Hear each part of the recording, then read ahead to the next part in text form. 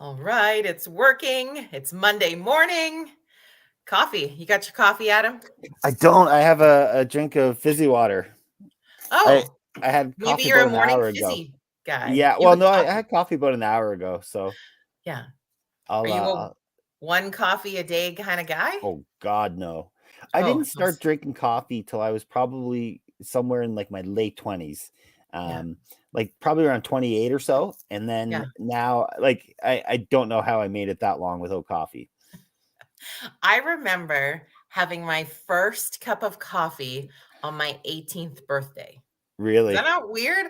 Huh? And I guess I felt like coffee was like a rite of passage into adulthood or something. And I remember, but we were in like a diner or something. And I don't know if this is like a real memory or if I've like now fantasized this memory because sometimes, as we get older, the memories get a little more sketchy, but we were in a diner. So my first cup of coffee is like diner coffee. So you're not really getting the experience. So I don't think I drank it again until a few years later when I realized there was other coffee in the world. But That's so funny. I vividly remember, like when I was around 28 or so, I used to own a renovation company before I started Tree Picks, and I was working in Inglewood in Calgary.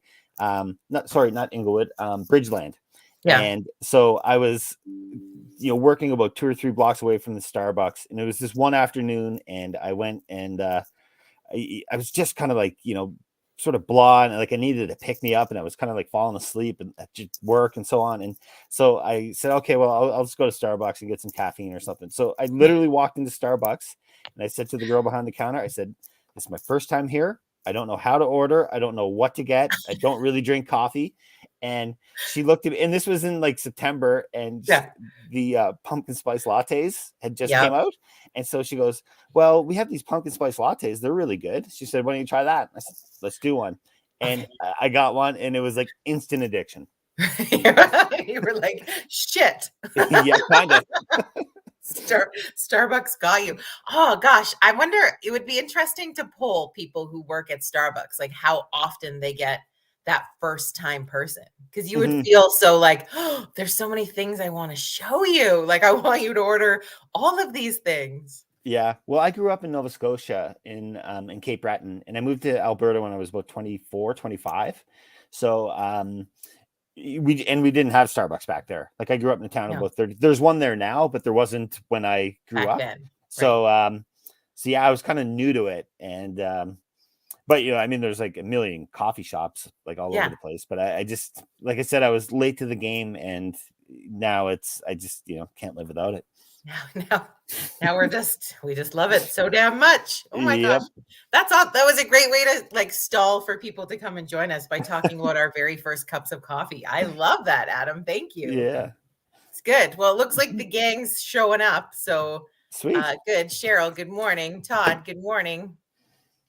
Please say hi in the comments as you join us and welcome to Virtual Coffee Club. It's Music Monday, and we have Adam joining us from Tree Picks, I can't believe your first Starbucks was a pumpkin spice latte.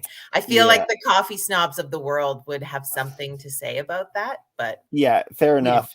And like back then, I was drinking like one or care. two of them a day. Now I find them too sweet. So, Yeah.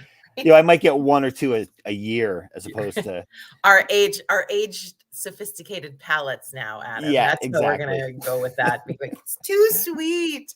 Yeah. Oh goodness. Yeah. Well, there you go. Mhm. So Adam joins us from a company called Tree Picks, and I was so excited to get connected. Our mutual friends, Troy and Joni, were like, "You two need to meet." And whenever Joni says I need to meet somebody, I follow her orders. Like you just have to. For anybody who knows Joni, which our coffee club is pretty familiar with since they've been on a few times. But tell us a little bit about Tree Picks, Adam. Like, what is it?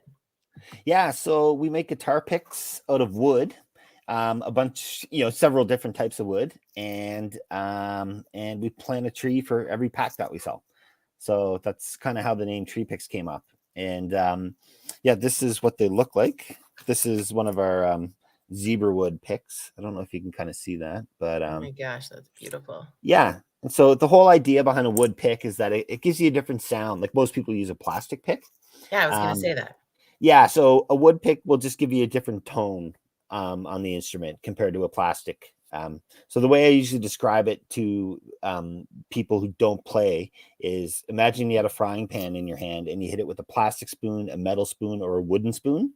You get like three different dings. Yeah. And it's kind of the same idea with your guitar. So if you were to play with a plastic pick, you'd get a certain type of sound.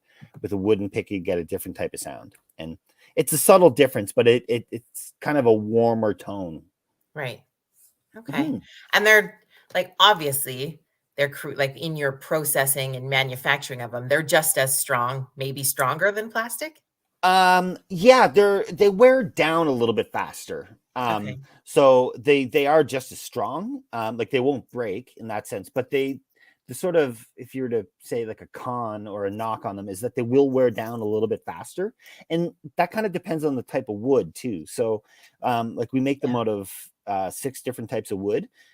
Some woods are softer than other woods, so they're all hardwood. So this is another thing that I kind of educate people with, the difference between there's kind of like 2 types of wood, and this is being like super general. There's more Yeah. sciencey kind of stuff behind it, but the difference between, you hear like there's softwood and hardwood.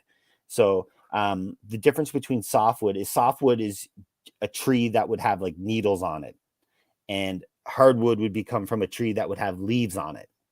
So, for instance, a Christmas tree would be softwood, and then Right. like a birch tree, larch, any of those things would be hardwood. So all our picks are made from hardwood, and they're made from trees kind of all over the world, really. So we Yeah. use cherry maple, zebra wood, walnut wood, and purple heartwood, and ebony as well. So here in Canada, there's the cherry and the maple comes from Canada, and then supposedly there's walnut trees in southern Ontario. Huh. So I've been told. But then the other ones kind of come from all over the world. Like ebony grows in Africa, and zebra woods in Africa. Purple hearts kind of Central America, and so yeah, but like purple heart it has to do with the density of the wood. That will change the sound too. So every type of wood pick that you make, they all sound a little bit different. So like a purple heart is like a really, really dense, like kind of almost like concrete wood. And so that will sound kind of brighter compared to cherry wood, which is sort of a softer hardwood. Yeah. Oh, Yeah. cool. So when you say you plant a tree for the packs that you sell, do you Mhm. plant them like wherever you've got the tree from, or do you just plant just in Canada? Like, how does that work? Yeah. No, it's in Canada. So Mm. I'm originally from Nova Scotia, and so they get planted back there. Um, so it's kind of, that's been a whole learning experience too. When I came up with the name Tree Picks, it's kind of weird. Like I started making these for fun. It's a bit of a long story, but I started making them for fun, and then I'm a musician as well, and I play. And so when I started making them, I'd give them out to different friends who played and so on, and it kind of started as this hobby. And then after about like a year of doing it was kind of like, maybe I could sell these things. So after that's, the entrepreneur in me kind of kicked in. And Yeah. so then I started, like looking at it through a different lens. And then it was time to come up with a name. And I was kind of struggling with that for about a month or so. And eventually it was literally like the kind of thing you hear in like a movie. It was like 4 a.m. I couldn't sleep. I was laying in bed, and like I came up with the name Tree Picks, because I was stuck on something like blank wood picks, like Yeah. hardwood picks, ironwood picks, something like Yes. that. And I was stuck that wood picks had to be in the name.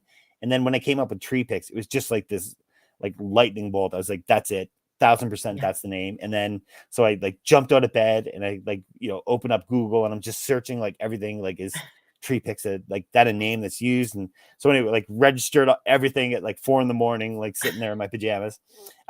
So after a little bit of that, it was like, well, maybe like with the name Tree Picks, there's a company called Ten Tree. So they make apparel. They're a Canadian company. They were on Dragon's Den a bunch of years ago. And Okay. so how it works for them is they're really popular too. Like you see people wearing their stuff all over.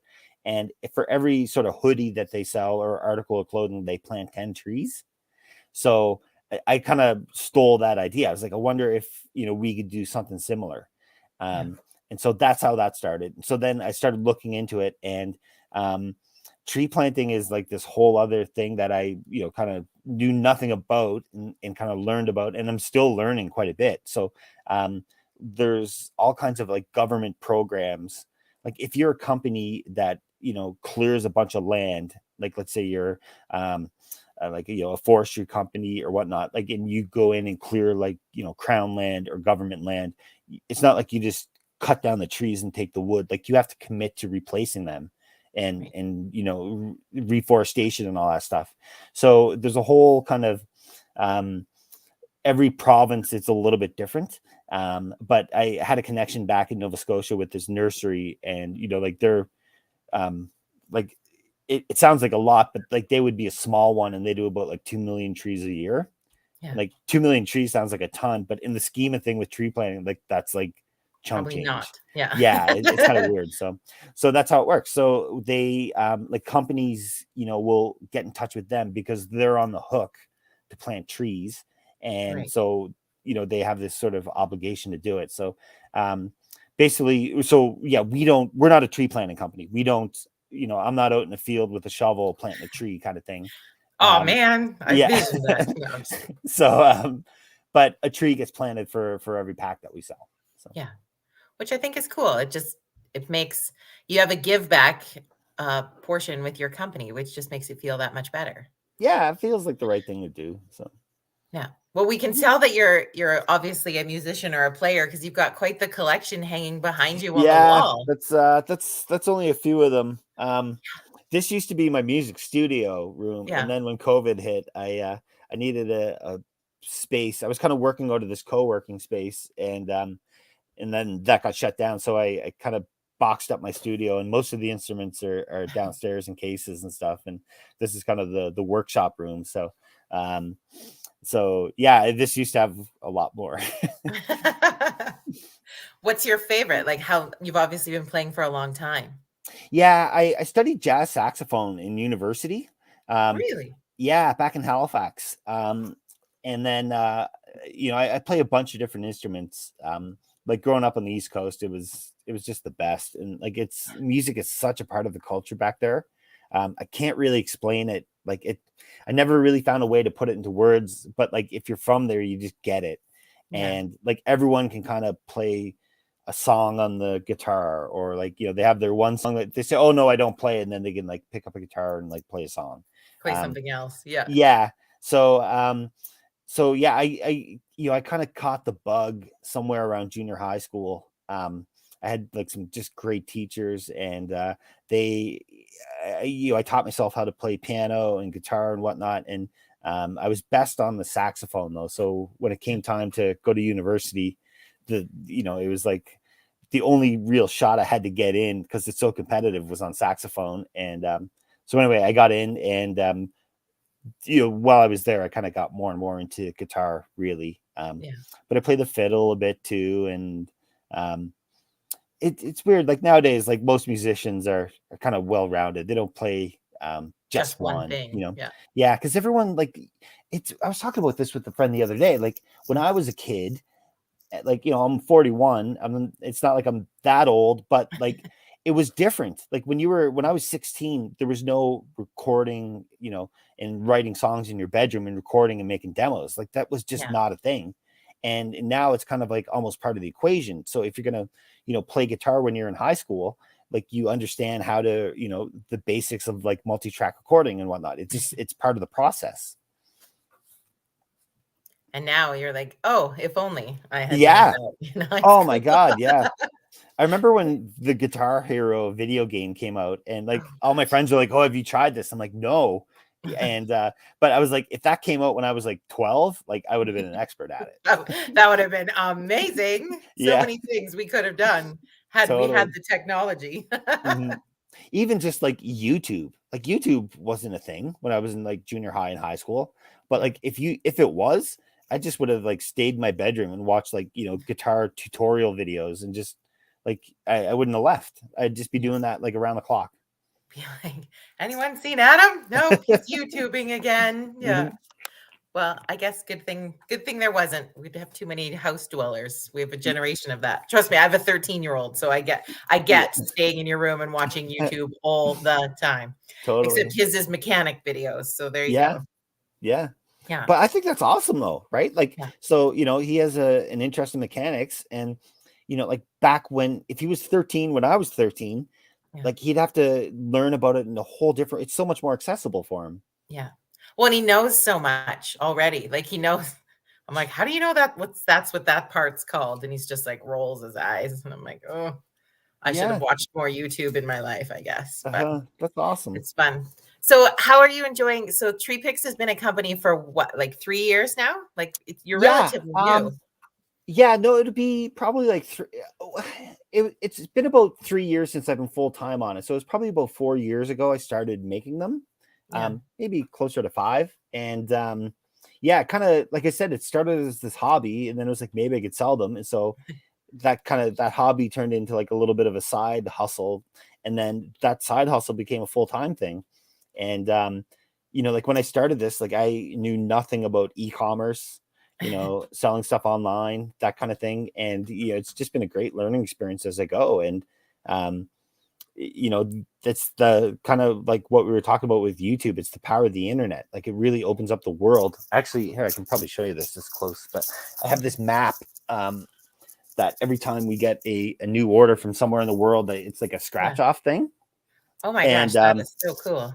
And it's funny, one came in from the Netherlands yesterday, and every time like I get something from a new country, I'm like, I get excited because I go to the map to see if it, if we ever had an order country from this place. Yeah, but like we're really close to about 40 countries, now across the world, and like that's just kind of wild to me that like I can something that I make here in Calgary, like in our little shop, send it to like someone in the Netherlands who found us on the internet, and it really like the internet opens up the world. Yeah. It really does. We have people on Coffee Club that watch from all over. So I totally get that. How long does it take to, like, if somebody puts in an order, like what's the turnaround? How long does it take you to make? Oh yeah, no, they get like shipped out same day. So like we have like kind of, well, we don't make them to order, like we make them in bulk kind of thing. Oh, okay. So if they want something custom, so we can also like do like put because your name you get on your it, name put or on if you say if you're a band and you have a logo or something like that, that's the turnaround's like a day or so. It's more to do with where it's getting shipped to. Right. So everything's made here in Calgary, and depending on where the shipping is, if it's Canada or the US, it's pretty quick. Europe usually takes about 2 to 3 weeks, give or take. Basically the rest of the world somewhere 2 to 3 weeks. And that's just because it's based on shipping. It's funny. Canada Post is it's pretty slow. So like to ship somewhere, say like from here to Ontario, I usually tell people it's about 5 business days. Because one of the beauties of this is that pics are small and light, so I can send them with a regular stamp. So shipping is very cheap. It's not like you have to you log in to buy a pack of guitar picks for $17, and then it's like there's a shipping charge $30 for shipping. Right. So that's but USPS is so fast compared to Canada Post. So there's a what do you call it? A company here in Calgary. It's kind of the shipping service, and basically what you do is you drop off your package to them, and then they drive it across the border to Montana, to Sweetgrass, and then they drop it off at a USPS station. So if I drop something off in Calgary, the next day it gets driven across the border, and then it's in the USPS system, and then it's like lightning fast. So you can basically get anything to the US. Like I can ship something from Calgary to anywhere in the US quicker than I can to Toronto. Yeah. Crazy. It's crazy. Yeah, it's wild. Yeah. Yeah. Love our country, but our postage is too slow and our flights are too expensive. Yeah. That's another one. Like you to fly home, it's cheaper for you to go on an all-inclusive to Mexico. Oh, I could. Yeah. Oh, totally. You can fly to Europe, cheaper than I can. That's a whole other show. We could like unpack that one for hours, but it'd be kind of cool. But Hmm. Well, it's just fun. And so your workshop, for example, does it like how do you make them? Is it like laser cut out on wood or like how does that even happen? Yeah, exactly. If you go check out any of our like social accounts, you can see like different videos of this of like kind of how the process works. But yeah, basically it's so the wood is so most wooden picks are so this one's the zebra wood. So if you look at it that side, like that has our logo that's been engraved on it. And then if you flip it around, you can see the grain of the wood goes the same way. But most wooden picks, if anyone's a musician and they tried them, they're usually very thick. So they're Mhm. made from like one solid piece of wood. You're not going to really be able to see this that well on here, but yeah, you can't. Um, Hold on, just let me see if I got another one here. That's um, this one might show it. If you can see how there's kind of like three layers. There's like a Yeah. light, dark, and light. So it's actually three very thin pieces of wood that are glued together. So it's not one piece. So the grain on the back goes down, and then the grain on the front goes down, and then the grain in the middle goes that way. So that's the way plywood is made. Right. So if you're at like Home Depot and you look at different wood that they have there, like a 2x4 is thick. Yeah. It's 2 inches, 2x4. Yeah. It's actually 1.5 by 3.5. It's a weird thing, but so but if you were to buy like a very thin piece of wood, like in theory you could break it. But Yeah. plywood is very thin, and like when they're building a house and they use it on the floor of a house, but it's because there's like 5 layers of wood that are very thin and glued together, and that makes it very strong. Strong. So it's the same thing with this pick. So by doing it that way, using 3 layers that are what they call cross banded, um, it makes it go like you can get a lot more strength and get it very thin compared to a solid wood pick. Yeah. So that's kind of the first part of the process. So the wood gets glued up, and then after that, it gets laser engraved and cut out, and then they get sanded and finished with lemon oil, Nice. and then they're ready to go. And the rock and roll time Yeah, or whatever genre of music. yeah, Country yeah, music time. Yeah. exactly. That's awesome. Well, I appreciate you taking time to have a coffee with us this morning and go through some of the fun of how wood picks are made. I've always been curious about it. I've seen a lot of your picks. A lot of my friends in the music industry are using your picks, Adam. So Mhm. that's good. I've seen you tagged in a lot of people's posts. So you're making really cool things, and that's neat to see. Yeah, it was really great to chat to you and get to meet you. Like you said at the start, like Joni was really excited to connect us, and I'm kind Whatever of with Joni you. says Whatever Joni goes. says, like when she was like when I saw how excited she was, I'm like, okay, I got to meet Jody. Yeah, well, and then I'm just like, gosh, I think you like put too much pressure on a meeting, Joni. Like now I'm like, how do I show up? I don't Yeah, even know. You'll always get the same thing. It's all good. But I appreciate your time today. If people want to go check out what you're doing, just basically Google tree picks and we'll find you. yeah. Treepicks.com is the best place. But if you have any questions about it, you can find our email on there or like on Instagram, face any of that stuff will come to me, and I'd be happy to answer any questions. And Yeah. yeah, thanks again for having me. This was Very great. cool. Yeah, thank you. And well, I'm sure we'll see you again soon. I know the Canadian Country Music Week is in Calgary this year, so we'll be seeing a lot of you in, I guess, September. I don't even know when it is because I Yeah, I have think no it's concept of time. But yeah, the first week of September, roughly, like kind of right okay, after Labor Day, maybe. So yeah, the yeah, the old time. yeah, They changed it a couple of times, so now we're back to the old time. yeah, exactly.